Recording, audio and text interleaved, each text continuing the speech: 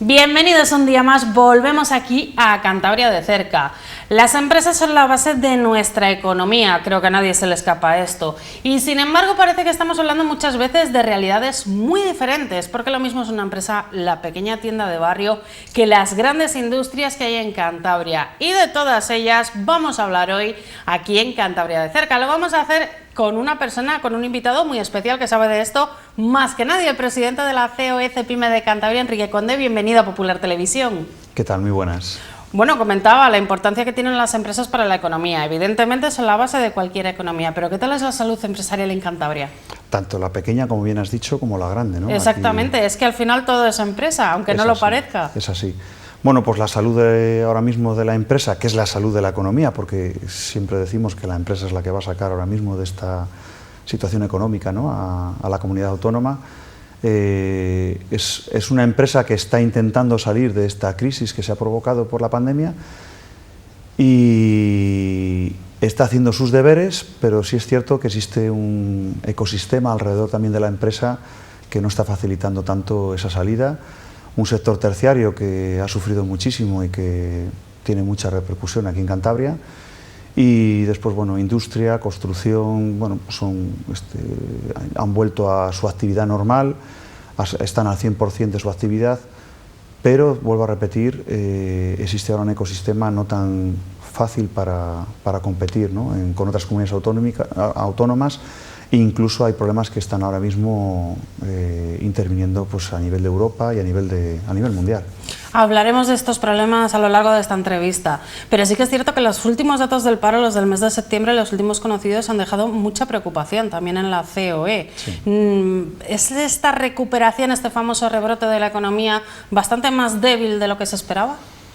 No, yo creo que era lo esperado, ¿no? Lo que pasa es que a veces los datos pues, se politizan, ¿no? Y nosotros, cuando oímos que la recuperación prácticamente va a ser ahora, a final de año, pues nos quedamos sorprendidos, ¿no? Porque hoy ojalá, ¿no? Quiero decir que, vamos, que somos gente positiva, nos adaptamos a cualquier situación que exista, pero bueno, ojalá nos recuperásemos ahora en Navidad, pudiéramos todos celebrarla diciendo que nos hemos recuperado, pero la realidad no es esa. La realidad, además, hay datos de organizaciones del mismo Banco de España que están hablando de una recuperación antes de la pandemia, a finales de 2022, principios de 2023. Si a esto le sumamos que la situación ya antes de la pandemia veníamos avisando de una serie de situaciones que teníamos que corregir, pues de verdad que yo creo que lo que hay que hacer es tener los pies en la tierra, ser positivos e intentar tirar para adelante, ¿no? Bueno, problemas que tiene la empresa. Uno de los que más están preocupando y de los que más se está hablando últimamente es ese precio de la energía, sobre todo en las industrias electrointensivas. ¿Es tan grave la situación como nos la están pintando? Es una situación muy grave, es una de las situaciones que, como te acabo de comentar, ya veníamos advirtiendo antes de la pandemia y, lógicamente, contra más dependencia de la energía tienes, pues más te afecta, ¿no? Dentro de las grandes empresas electrointensivas, no electrointensivas, lo decimos y es que es así, sino energéticamente, o sea, digamos, electrointensivas es energéticamente que tienen mucho de la energía. Quiere decir que las carbointensivas también existen, las que tiran del gas también existen y tenemos ejemplos en Cantabria claros y evidentes, ¿no? Y bueno, pues está suponiendo pues un peligro que aquellas empresas grandes que existen en la región y que lógicamente tienen su centro de decisión fuera de esta comunidad autónoma, fuera incluso de Europa, algunas de ellas, bueno, se pueden llegar a plantear pues esa diferencial que existe de la energía, porque estamos hablando de que estamos pagando ahora mismo más de un 40% de lo que están pagando en Francia o en Alemania. Si nos vamos a países como Noruega, que dependen solamente de ellos, estamos hablando de muchísimo más porcentaje, y si ya vamos a hablar de otros países que están fuera de la Comunidad Económica Europea, hablo de competencia a nivel mundial como China, Turquía, India, estamos hablando de unas diferencias brutales, ¿no? Las grandes empresas, como decía antes, el precio en el coste del producto que consumen de la energía va desde el 10% incluso hasta el 60%, eso cuando estaba el megavatio hora a 50 euros, cuando estamos hablando que ahora mismo estamos por encima de los 200 euros, hay empresas que prácticamente más del 80% de su coste es la energía.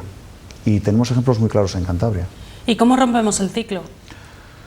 Pues mira, hoy por la mañana en una jornada que estaba el presidente de la Asociación de Grandes Empresas.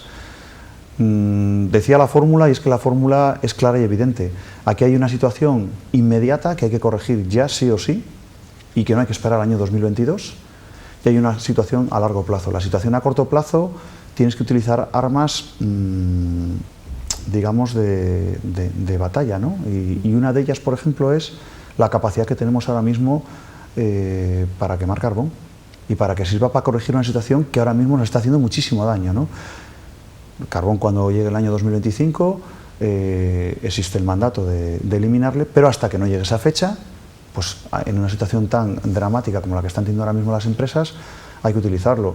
Existe también España es un país que en energías renovables se suponía que iba a tener una carrera importante y nos hemos quedado en nada. Yo creo que ha habido proyectos muy especulativos. Eso ha generado encima que tengamos que estar pagando ahora unos costes hasta el año 2027 por ellas que no tenían que haber sido así, y se trata de una gestión importante. Y después nuestra relación, por ejemplo, con Francia, donde el aporte de energía que nos puede venir es de un 3, 4, 5%, ahora a la corta es muy complicado, porque establecer redes de transporte de esa energía en su día ha llevado casi 30 años para traer un 3-4% de la energía que tenemos ahora mismo. Entonces yo creo que todo pasa por un mix de soluciones, entre ellas otra, lógicamente, que las empresas eléctricas tendrían que bajar su precio, porque lo que no tiene sentido es que las eléctricas estén ganando, porque están ganando un dinero importante, y por otra parte que la industria, que es la base de cualquier país que se precie de poder pasar una crisis, ahora mismo esté sufriendo con pérdidas, literalmente, pues todo su proceso de producción, ¿no? Entonces, pues bueno, es una solución complicada a corto plazo, pero yo creo que hay que poner toda la carne en el asador. El pasado viernes se reunía la Alianza por la Industria, la plataforma de Cantabria. Se presentaba aquí desde Cantabria un plan con unas 30 medidas aproximadamente que pretendía ser un plan de choque para ayudar en nuestra comunidad autónoma. ¿Van a ser eficientes? Deberían ser eficientes. Muchas de esas medidas es cierto que se han consensuado con la COCEPYME, con los empresarios, pero lo que es una evidencia es que son medidas que yo creo que nos las habéis oído muchas veces. Son medidas que pasan por la aceleración en cualquier trámite y burocracia que tenemos ahora mismo, pasan por temas impositivos de medio ambiente, pasan por temas impositivos de otro calado, pasan por no tener una competencia desleal respecto a otros países, pasan lógicamente por el tema energético, y en algunas llegamos tarde, no llegamos muy tarde, con lo cual yo creo que hay que actuar, pero claro, es lo que le estamos comentando al gobierno, es que hay que actuar ya, desde el minuto 1. Ahora mismo estamos ya tarde, con lo cual, ayer. ¿Y es posible que una comunidad tan pequeña como Cantabria pueda aprobar un plan y puedan tener influencia? Cuando estamos hablando de cuestiones no solamente nacionales, estamos hablando de cuestiones que también afectan a la Unión Europea y de hecho en el mercado internacional, cuando se toman medidas desde una región tan pequeñita. Cantabria tiene el peso que tiene para todo, lógicamente, y vamos a hablarlo claro, políticamente tiene el peso que tiene en el Parlamento a nivel nacional. Lo que sí es cierto es que hay cosas que dependen de nosotros, en las que lógicamente tenemos que actuar. Yo creo que nos habéis oído, por ejemplo, hablar mucho del tema de licencias, de burocracia. Es algo que nosotros nos hemos ofrecido al gobierno a ayudar. Llevamos ya 1 año y medio con este tema. Estamos tardando muchísimo, empezamos a estar un poco desesperados con este tema. Y además son medidas que afectan no solamente a la empresa, sino a la ciudadanía de manera general. Parece ser que para final de año es posible que tengamos medidas que van a acelerar la economía, pero queremos verlo y estamos ahora mismo a mediados de octubre, ¿no? Y quedan 2 meses y medio. 2 meses porque el último 15 días, lógicamente, que afecta a la Navidad, pues prácticamente no son... No se hace prácticamente nada, cualquier trabajo se ve que... Y menos una administración que al final es muy lenta a la hora de poder funcionar, ¿no? Y vamos, quiero decir que es que son medidas que puede aplicar el gobierno. Y después hay otras medidas, como comentas, como es el precio de la energía, pero que tiene que haber una presión importante como la que ahora se ha hecho por parte de las empresas al gobierno regional, y el gobierno regional ahora es cuando se ha aliado con otros gobiernos regionales y están en esa presión. Pero es que esta presión tenía que haber llegado hace 2 años y medio, 3, o más posiblemente. Pero bueno, nunca es tarde si la dicha es buena, ¿no? Pues vamos a por ello. Y tienen todo nuestro apoyo, desde luego. Por cierto, que en este tema de la Alianza por la Industria fue una plataforma que nació con mucha polémica desde la oposición. ¿Qué tal está funcionando? Bueno, a ver, si sirve y funciona, adelante con ella. Nosotros desde el mundo empresarial tal vez tenemos una cierta precaución a más grupos de trabajo, a más comisiones, a más... Participamos en muchas y yo creo que tendrían que haber muchos menos grupos de trabajo, mucho más intensos en su trabajo, porque al final se pierde la perspectiva, ¿no? Y hay que producir, hay que hacer. Y nosotros decimos que hay que pensar todas las situaciones, hay que tener un plan estratégico, como decías antes, pero lógicamente después hay que actuar, entonces no podemos estar todo el día reunidos. Entonces, pues bueno, ese es un poco el pero que ponemos en el mundo empresarial a lo que vemos en la administración, ¿no? Dicho eso, si realmente esta plataforma sirve para concentrar y para aunar esfuerzos por parte de todos, pues adelante con ella, pero vamos a ser exigentes en los resultados. Resultados, al final es lo que se mide, resultados. Sí, porque vivimos en un mundo muy competitivo. Yo siempre digo que cuando hablamos de acciones, tiene que ser para ser competitivos con las demás comunidades autónomas, incluso a nivel europeo, porque mucho del producto que se hace ya compite a nivel mundial. Las grandes empresas que son precisamente que traccionan de la energía, su producto le venden en el exterior. Casi el 60-70% de la empresa española, la gran empresa dependiente energéticamente, vende en el exterior y al final es así. Entonces, como te comentaba antes, ¿por qué nosotros pretendemos una burocracia mucho más ágil? Hombre, porque hay empresas de Cantabria que ya se están yendo a colocar sus empresas, o empresarios de Cantabria que están yendo a colocar sus empresas al País Vasco o a Burgos. Eso es demencial, eso es lamentable, es un empobrecimiento de la región. Y bueno, la región puede vivir de dos o tres cosas tradicionales, pero vuelvo a repetir lo mismo, la competencia cada día es mayor, la competencia a nivel turístico cada día es mayor. Entonces no nos vale con tener las playas y tener un buen tiempo, eso ya se ha acabado. Bueno, otro gran problema que está surgiendo ahora y que puede tener consecuencias bastante importantes, incluso en la vida, en el día a día de cualquier ciudadano.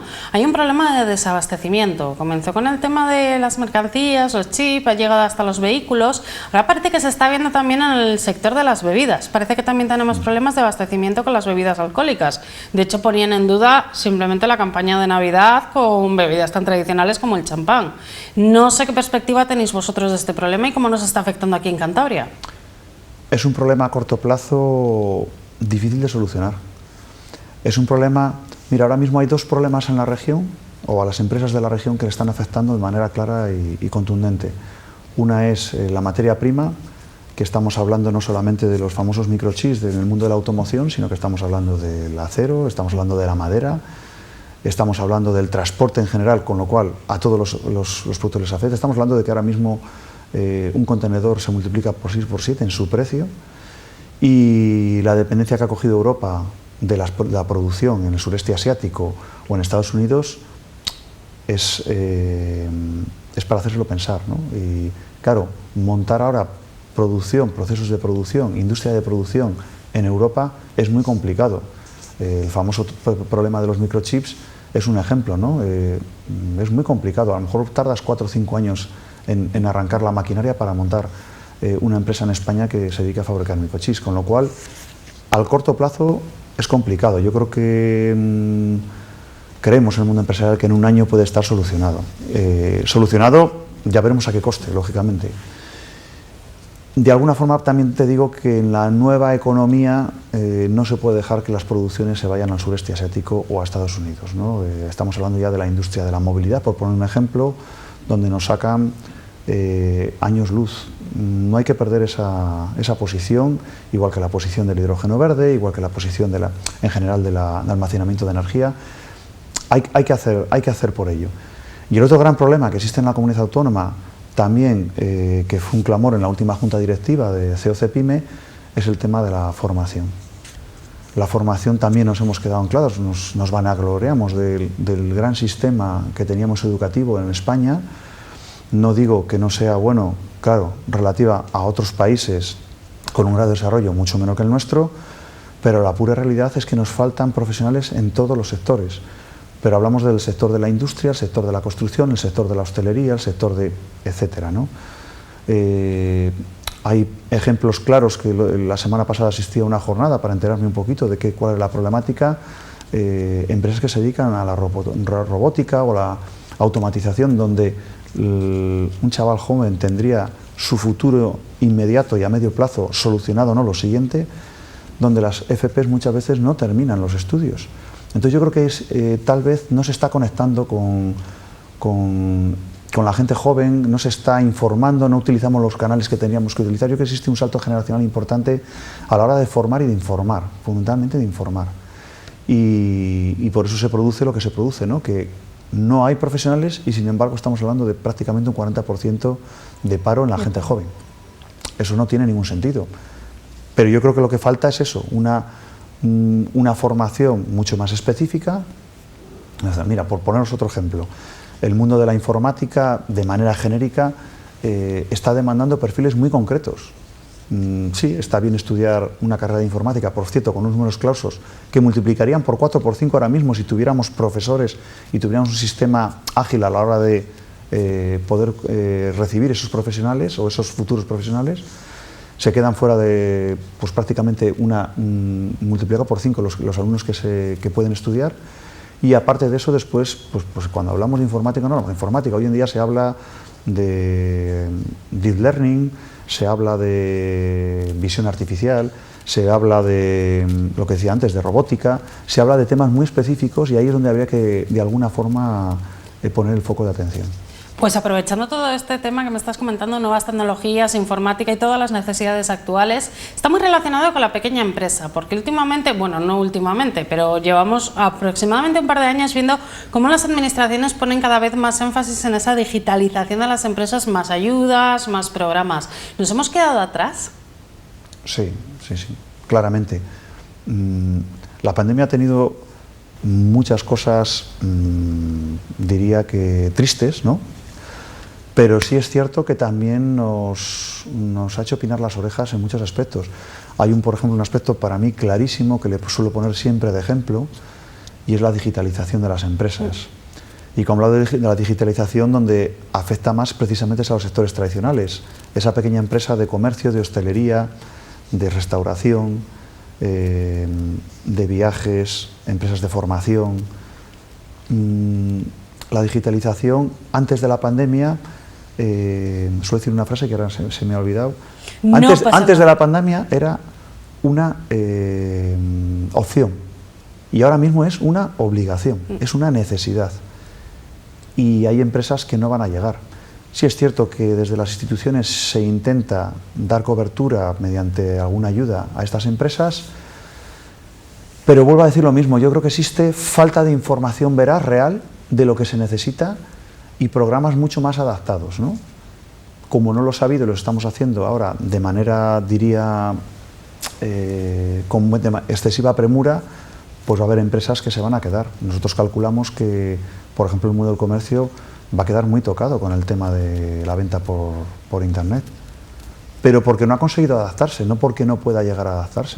Hay comercios que es una maravilla verles cómo funcionan y es comercio local y provocan economía circular, o sea que no tiene nada que ver las nuevas tecnologías con que no puedas provocar eso, pero hay empresas que no van a llegar y ahí se necesita un cambio de paradigma, ¿no? Porque nosotros muchas veces oímos defender a los gobiernos, incluso a los sindicatos,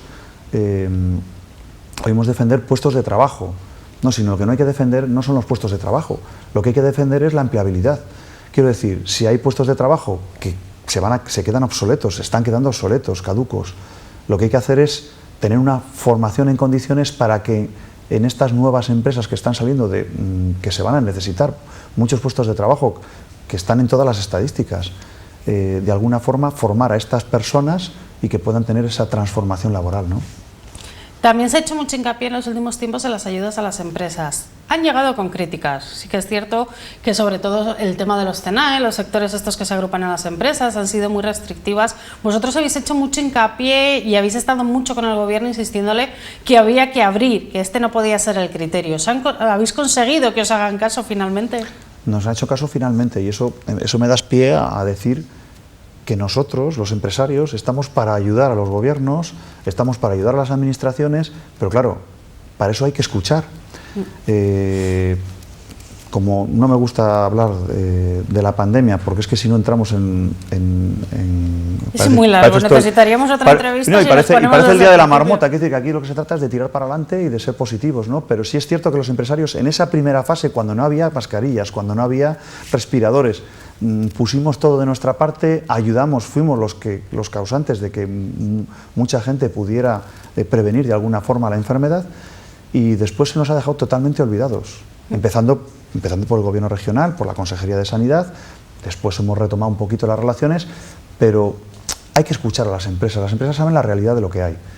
Y dicho eso, se me ha olvidado lo que me has preguntado específicamente. El tema de si el gobierno se ha hecho caso a la hora de modificar las ayudas, porque había muchas críticas por los CENAE, estos sectores que se podían acoger a las ayudas, comenzaron muy restrictivos. Estas ayudas son unas ayudas que salen a nivel nacional. Y como a nivel nacional, porque lo sabemos, tanto la COCEPYME como los sindicatos tratan de llegar a alguna forma de concederlas de manera rápida, el gobierno nacional lo que hace es pegar una patada y lanzárselo a las comunidades autónomas. Cuando llega a las comunidades autónomas, nosotros les avisamos: no os tenéis que cerrar a ningún CENAE, tenéis que abrirlas a todos, porque una empresa que haya perdido un 40% debido a, lo tiene que demostrar y va a pasar. Pero no solo eso, sino que, por ejemplo, se daba la casuística de que una empresa que en los números o en el balance era negativo en el año, pero no porque hubiera perdido dinero, sino porque a lo mejor había invertido y había fichado a 30 personas, no podía acceder a esa ayuda, cuando resulta que era perfectamente beneficiaria de ella. Ni caso al principio, francamente, insistimos y ni caso. Después, cuando ha salido el segundo plan, que ahora vamos con el agua al cuello, porque a 31 de diciembre hay que darlas, hay que concederlas, porque si no hay que devolver esas ayudas, ahora se nos ha hecho caso. Pues es que de verdad, si nosotros cuando decimos las cosas, pues las decimos porque creemos que nos podemos confundir, lógicamente, pero igual que nosotros hemos apoyado muchas medidas del gobierno, casi sin, entre comillas, sin mirarlas al principio de la pandemia, para que las cosas se solucionaran rápido, yo creo que el gobierno tiene que apoyarse precisamente en los empresarios para saber cuál es la realidad de lo que hay en la tierra. Mira, se producía, por ejemplo, un hecho, yo siempre ponía este caso, ¿no? Una quesería que, como era del grupo, estaba dentro de la alimentación, no tenía acceso a esta ayuda. Sin embargo, esta quesería había bajado un 70-80% su facturación porque no vendía a las grandes superficies, lo que hacía era vender a la hostelería fundamentalmente, ¿no? Bueno, pues en este caso, estoy pensando en un caso concreto, esta persona ha tenido que echar a toda la gente, la quesería ahora mismo hace bastante que no hablo con él, no sé cómo seguirá funcionando, y prácticamente se ha quedado la gente de la familia tirando del carro e intentando, literal, tirar del carro, porque poco más podían hacer. No se puede dejar a la gente de la mano de Dios. Pues precisamente, mucho que decir tenéis para los próximos presupuestos, ya mirando de cara al futuro. Han comenzado a hablar con los sectores de la mesa del diálogo social, sindicatos, patronal. Vosotros habéis propuesto más apoyo para la industria. Muchísimo más. La industria, al final, cuando viene una crisis, es la que tracciona precisamente, y son aquellos países y aquellas comunidades que tienen más industria las que han pasado mejor cualquier tipo de crisis, ¿no? Bueno, yo creo que es el modus operandi de COCEPYME por lo menos desde que soy yo el presidente, ¿no? Un apoyo claro a la industria, la tradicional y la nueva industria, y lógicamente mantenimiento de todas aquellas industrias o de todos aquellos sectores tradicionales, como pueda ser, pues lo que decíamos antes, ¿no? Comercio, transporte, hostelería, restauración. Sí, necesitamos mucho más apoyo. Las políticas tienen que ser sociales, ¿cómo no? Pero lógicamente tienen que ser políticas que posibiliten la actividad económica, y para eso hay, yo creo que el gobierno tiene armas para ello. Creemos que tiene que darse con sentido y con coherencia, lógicamente, y tiene que ponerlo de pecho ahora, porque es que todo va de la mano. Quiero decir, nosotros podemos hacer políticas sociales que nos parecen lógicamente algo propio del gobierno, lo hemos apoyado desde el minuto uno, pero lo que no podemos es preparar un estado o sea, tiene que haber un estado del bienestar, no un bienestar del Estado, ¿no? Llama mucho la atención, vuestra directora general ha publicado un artículo este mismo lunes en el que decía que esa orden para contratar desempleados en las corporaciones locales, que estamos hablando de unos 30 millones de euros aproximadamente, no está funcionando muy bien. Toda esa contratación viene por gente que no está formada, que a lo mejor le vendría mejor dedicar ese dinero a planes de formación para esas personas, para que sea para un futuro, y al final no se trata de dar dinero para que aguanten 3-4 meses, se trata de invertir dinero para que esas personas se formen y puedan servir para la sociedad a largo, y que esas personas al final tengan una dignidad en su trabajo, ¿no? Darles un dinero, ¿para qué? Porque se ha visto que todos los planes, desde el famoso Planer, aquel que hubo con Zapatero, no han servido para nada. Es más, generalmente ha provocado, lo diré, empleo de poca calidad. De poca calidad y, lo diré, sin cotizar a la Seguridad Social. Los problemas que hubo al principio con la orden de corporaciones locales por las cotizaciones. Por ejemplo, y aparte de eso, es sumergida, economía sumergida, perdóname que no me salga la palabra. ¿Por qué? Porque nos ha demostrado que incluso gente que trabajaba para un ayuntamiento 4 horas, después por la tarde cogía esos trastos que dejaba el ayuntamiento y trabajaba para particulares en dinero B. Entonces, hombre, yo creo que hay que tener más amplitud de mirar a largo plazo, porque si no a estas personas le estás haciendo un flaco favor. Y a la sociedad y a los ciudadanos, pues lógicamente, idem de idem. ¿Y a la economía puede ayudar la subida del salario mínimo? Hombre, yo creo que todo con coherencia tiene que servir. Los empresarios no estamos nada en desacuerdo en que el salario mínimo suba.